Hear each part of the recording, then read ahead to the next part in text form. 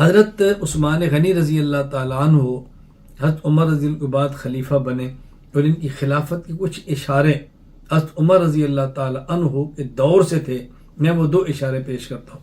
Number 1، حضرت عثمان کو عمر کے دور میں ردیف کہا جاتا، اور عربی میں ردیف ویسے تو کہتے ہیں اس بندے کو جو سواری میں سوار کے پیچھے بیٹھا ہو، لیکن محاورات میں ردیف الرجل اس کو کہتے جو شخص اس کے جانے کے بعد اس کا جانشین بنے.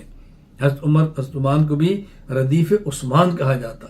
چنانچہ امام ابو جعفر محمد بن جریر الطبری رحمہ اللہ وفات 310 ہجری تاریخ الطبری تاریخ رسول الملوک میں لکھتے ہیں کان عثمان یدعا فی امارت عمر ردیفاً. حضرت عمر کے زمانہ عمر کو حضرت عثمان کو ردیف کہا جاتا. والردیف بلسان العرب الرجل الذي بعد الرجل، اور ردیف زبان عرب میں اس کو کہتے ہیں جو شاہسوار کے پیچھے بیٹھے. لیکن والعرب تقول ذلك الرجل الذي يرجونه بعد رئيسهم، لیکن ان کے بطور محاورہ اس شخص کو کہتے ہیں جو کسی سردار کے جانے کے بعد سردار بنے. اسی طرح ایک واقعہ امام ابو القاسم سلیمان بن احمد بن ایوب الشامی الطبرانی رحمہ اللہ وفات 360 ہجری المعجم الاوسط للطبرانی میں نقل کرتے ہیں کہ حضرت سالم بن عبید اللہ بن عمر اپنے والد عبداللہ بن عمر سے نقل کرتے ہیں لما طعن عمر بن الخطاب، حضرت عمر رضی اللہ تعالیٰ جب زخمی ہوئے تو آپ نے شورا بنائی. اور آپ کے لمحے امر بشورا آپ نے آگے آئی پوری تفصیل. حضرت عمر رضی اللہ تعالیٰ نے ان کو ایک شورا بنائی جس کے تحت عثمان غنی کو خلیفہ نامزد کرنا تھا. حضرت حفصہ آئی، ان نے کہا یا ابت ان الناس یقولون ان هؤلاء القوم الذين جعلتم بشورا ليس هم برضا، مجھے لگتا ہے کہ جو آپ نے شورا بنائی ہے لوگ ان پر راضی نہیں ہیں.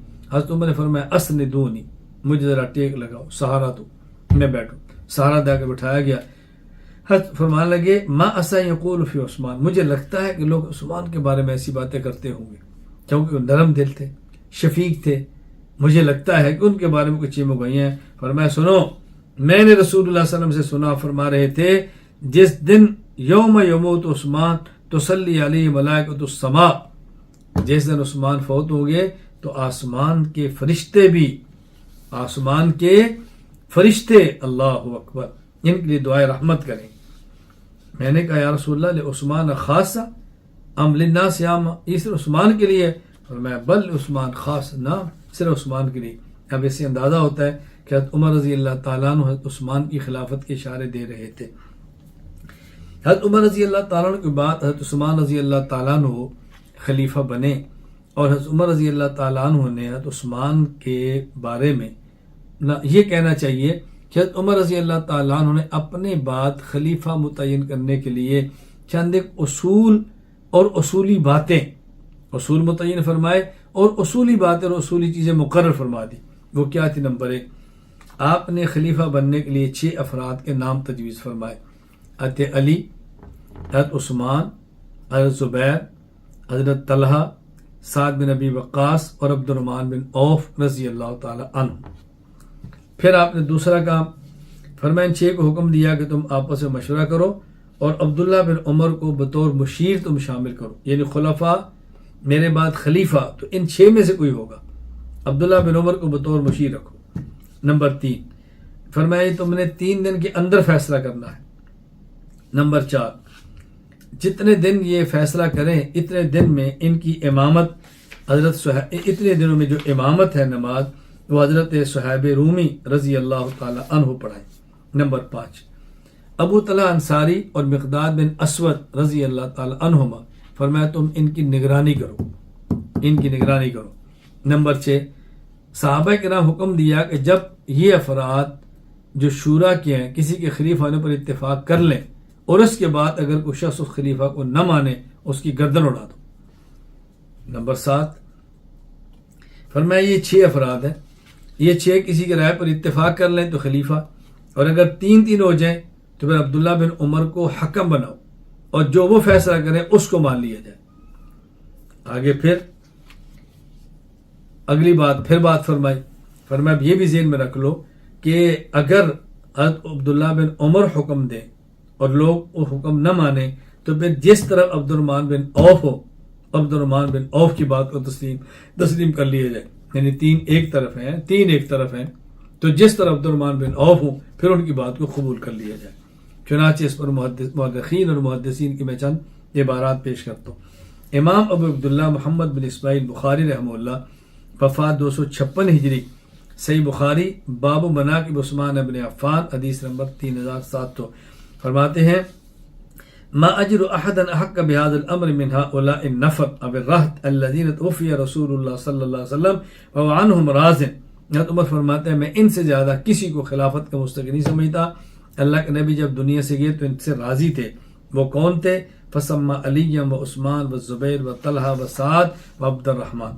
نمبر 2، امام ابو عبداللہ محمد بن اسماعیل بخاری رحمہ اللہ، وفات 256 ہجری، صحیح بخاری باب مناقب عثمان بن عفان، فرماتے ہیں بقال یشہدکم عبداللہ بن عمر ولیس له من الامر شیء، عبداللہ بن عمر بطور بشیر تمہارے ساتھ شریک ہوں، ان کو خلیفہ نہیں بنانا۔ نمبر 3، امام ابو عبداللہ محمد بن سعد بن منی الہاشمی البغدادی رحمہ اللہ، وفات 230 ہجری، الطبقات الکبریٰ لابن سعد میں فرماتے ہیں ولا تترکم یمضی یوم الثالث حتی یؤمروا احدہم، 3 دن کے اندر تم نے فیصلہ کرنا ہے۔ نمبر 4، امام ابو عبداللہ محمد بن سعد بن منی الہاشمی البغدادی رحمہ اللہ، وفات 230 ہجری، الطبقات الکبریٰ لابن سعد میں فرماتے ہیں لیصلی لکم صہیب ثلاثہ، 3 دن تک تمہیں نماز حضرت صہیب رومی رضی اللہ تعالی عنہ پڑھائیں گے۔ نمبر 5، امام ابو زید عمر بن شبہ بن عبیدہ بن ریتا النمیری البصری رحمہ اللہ، وفات 262 ہجری، تاریخ المدینہ لابن شبہ میں فرماتے ہیں وقال ابی طلحہ انصاری یا ابا طلحہ ان اللہ عز وجل طالما اعز الاسلام بکم فاختر منہم، وقال مقداد بن اسود اذا وضعتمونی فی حفرتی فاجمع هؤلاء الرهط فی بیت حتی یختاروا رجلا منہم، کہ تم دونوں ان کی نگرانی کرو۔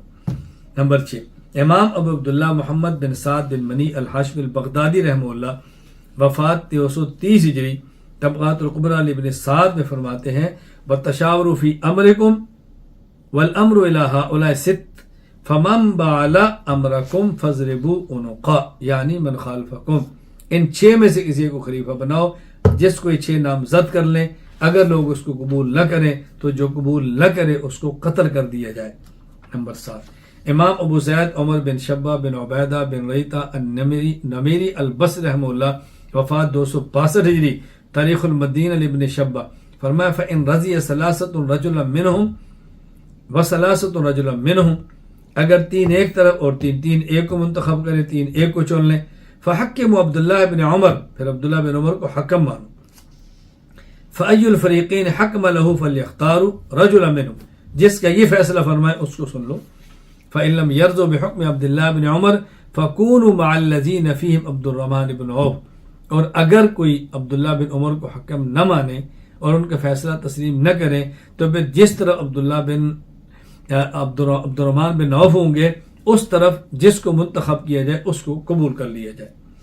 نمبر 8، امام ابو عبداللہ محمد بن سعد بن منی الہاشمی البغدادی رحمہ اللہ، وفات 230 ہجری، الطبقات الکبریٰ لابن سعد میں فرماتے ہیں وَإِنِ اجْتَمَعَ رَأْيُ ثَلَاثَةٍ وَثَلَاثَةٍ فَاتَّبِعُوا صِنْفَ عبد الرحمن بن عوف وَاسْمَعُوا وَأَطِیعُوا، کہ اگر نوبت یوں پہنچ جائے کہ 3 ایک طرف 3 ایک طرف تو پھر عبد الرحمن بن عوف کی بات کو مانو، یعنی جس طرف وہ ہوں اس کو قبول کرو اور تم بات سنو اور اطاعت کرو۔ آخری بات میں فرق سمجھ گیا نا، یعنی اگر 3 اختلاف ہو جائے، 3 ایک پر متفق ہوں، 3 ایک پر متفق ہوں، عبداللہ بن عمر حاکم ہوں، اگر لوگ عبداللہ بن عمر حکم تسلیم نہ کریں تو پھر ان میں سے وہ 3 جس طرف عبد الرحمن بن عوف ہے وہ 3 جس کو گئے پھر اس کو خلیفہ بنا لیا جائے۔ حضرت عمر رضی اللہ تعالیٰ نے یہ بات کی، شہید ہو گئے، دنیا سے چلے گئے۔ اب خلافت کیسی ہوئی؟ حضرت عبد الرحمن بن عوف رضی اللہ تعالیٰ عنہ نے نہایت دانش مندانہ کردار ادا کیے، انہوں نے چند ایک امور انجام دیے جو یقین فرمائے نہایت عقل مندی کی دلیل ہے۔ کیا؟ نمبر 1، حضرت عبد الرحمن بن عوف رضی اللہ تعالیٰ عنہ جو 6 تھے ان 6 کو 3 تک لے آئے۔ کس طرح؟ آپ نے فرمایا آپ 6 ہو تو 6 میں سے ہر ایک آدمی دوسرے کے حق میں دستبردار ہو جائے تاکہ 3 ہو جائیں، فیصلہ آسان ہوگا۔ چنانچہ زبیر فرمان لگے میں علی کے حق میں دستبردار ہوتا ہوں۔ حضرت طلحہ نے فرمایا میں عثمان کے حق میں دستبردار ہوتا ہوں۔ حضرت سعد نے فرمایا میں عبد الرحمن بن عوف کے حق میں دستبردار ہوتا ہوں۔ اب گویا کہ 3 رہ گئے، حضرت علی، حضرت عثمان اور عبد الرحمن بن عوف۔ ایک کام یہ کیا۔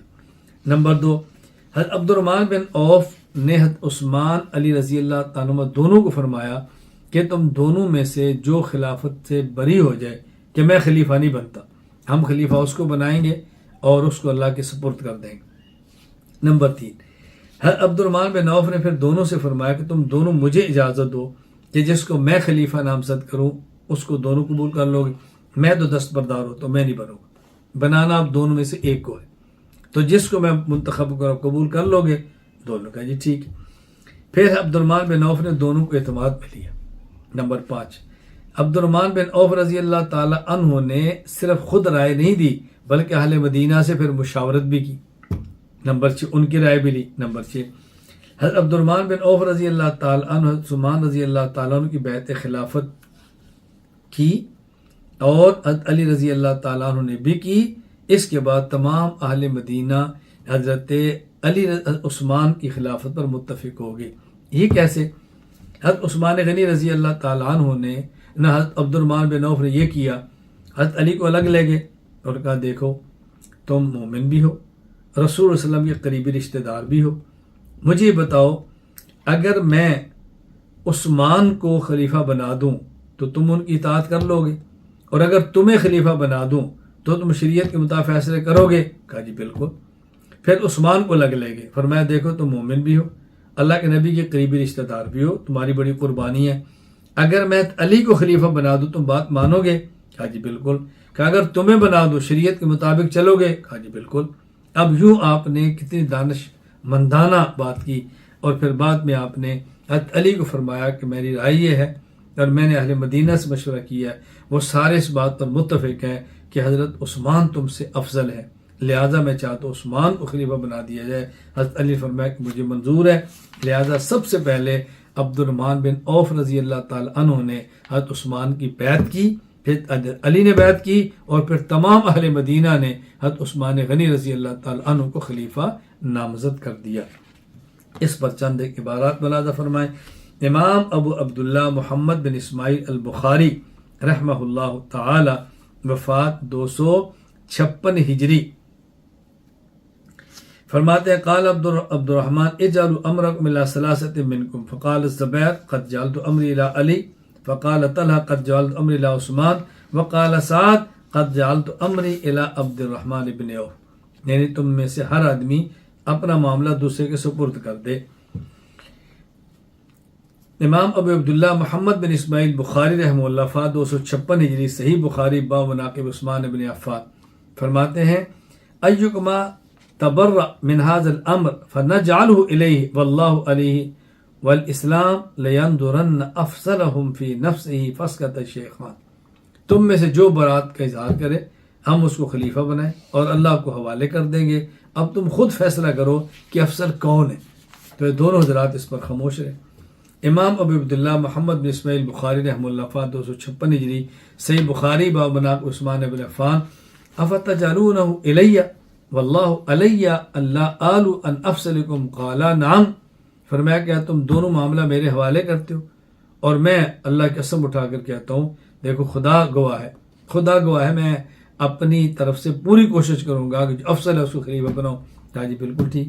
نمبر 4، امام ابو عبداللہ محمد بن اسماعیل بخاری رحمہ اللہ تعالی، وفات 256 ہجری، صحیح بخاری باب مناقب عثمان بن عفان، فرماتے ہیں فأخذ بيد أحدهما فقال لك قرابة من رسول الله والقدم في الإسلام ما قد علمت فالله عليك لئن أمرتك لتعدلن ولئن أمرت عثمان لتسمعن ولا تطيعن ثم خلا بالآخر فقالوا مثل ذلك۔ علی عثمان دونوں میں سے ہر ایک کو الگ لے گئے، کیا دیکھو تمہارا ایک مقام مرتبہ ہے، تم حضور کے قریبی رشتہ دار ہو، اگر میں تمہیں خلیفہ بناؤں تو عدل و انصاف کرو گے؟ کہا جی ہاں۔ دوسرے کو بناؤ اطاعت کرو گے؟ بالکل کروں گا۔ ہر ایک سے الگ الگ یہ بات فرمائی۔ امام ابو عبداللہ محمد بن اسماعیل بخاری رحمہ اللہ وفات 256 ہجری، صحیح بخاری باب مناقب عثمان بن عفان، فرماتے ہیں یا علی، عبد الرحمن بن عوف، یا علی انی قد نظرت فی امر الناس فلم ارہم یعدلون بعثمان فلا تجعلن علی نفسک سبیلا۔ دیانت کی بات یہ ہے کہ میں نے اہل مدینہ کو دیکھا ہے، وہ عثمان کو تم سے افضل سمجھتے ہیں، تو میرا خیال ہے کہ تم عثمان کو ہی ترجیح دو۔ اللہ نے قبول فرمایا۔ امام ابو زید عمر بن شبہ بن عبیدہ بن ریتا النمیری رحمہ اللہ وفات 262 ہجری، تاریخ المدینہ ابن شبہ فرماتے ہیں فقال عبد الرحمن یا علی لا تجعل على نفسك سبیلا فإني قد نظرت وشاورت الناس فإذا هم لا يعدلون بعثمان۔ دیانت داری کی بات ہے کہ اہل مدینہ عثمان سے بہتر کسی کو نہیں سمجھتے۔ امام ابو عبداللہ محمد بن اسماعیل بخاری رحمہ اللہ وفات 256 ہجری، صحیح بخاری باب مناقب عثمان بن عفان فلما اخذ الميثاق قال ارفع يدك يا عثمان فبايعه فبايع له علي وولج اهل الدار فبايعوه۔ امام ابو عبداللہ محمد بن سعد بن بنی الحاشمی البغدادی رحمہ اللہ وفات 230 ہجری، الطبقات الکبریٰ ابن سعد، عن سلمت ابن ابی سلمت ابن عبد الرحمن ابی کہتے ہیں اول من بایع لعثمان عبد الرحمن ثم علی بن ابی طالب، سب سے پہلے بیعت حضرت عثمان کی عبد الرحمن بن عوف نے کی، پھر حضرت علی نے کی، پھر تمام اہل مدینہ اور صحابہ کرام نے کی رضی اللہ تعالی عنہ۔